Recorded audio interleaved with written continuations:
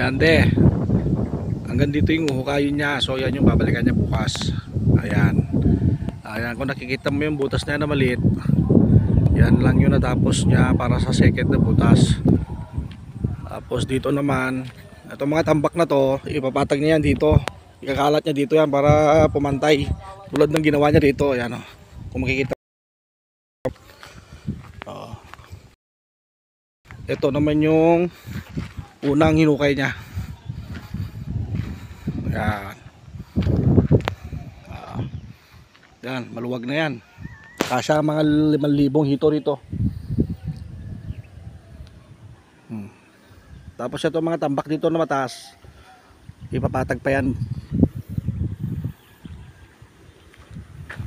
Ayan.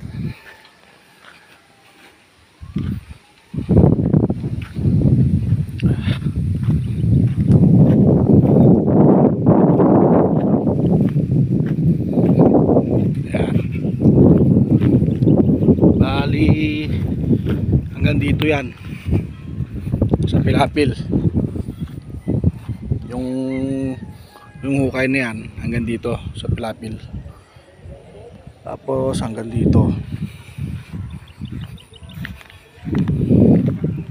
Hanggang dito. Ayan, hanggang dito. Tapos diretso na doon sa tambak na yun. Bali ito, magiging bakante na ito.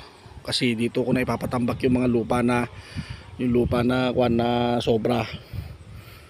Parang ang mangyayari kasi dito, parang kuwan na siya, parang daanan na. Tapos pwede nating tamnan ng mga nyog sa gilid niya, nyog o kalamansi, depende sa'yo kung ano gusto mo. Para itong sinasaka natin hindi na masira. Yan, bali tatamnan pa rin natin yan. Yan, hanggang doon, diretso yan. So bali ang nasira lang, ito lang, itong pilapil na to at saka yung isa dun sa may malapit sa mangga.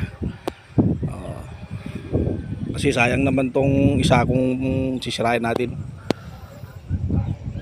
Ayan. Kaya mataas yung mga lupa dyan kasi yan yung pinagkukaya niya. Hindi pa niya pinatag. Kasi inuna muna niya magkukay. Doon niya tatambak. Doon ko ipapatambak ko. Kasi mababa yung lugar na yan. Yan.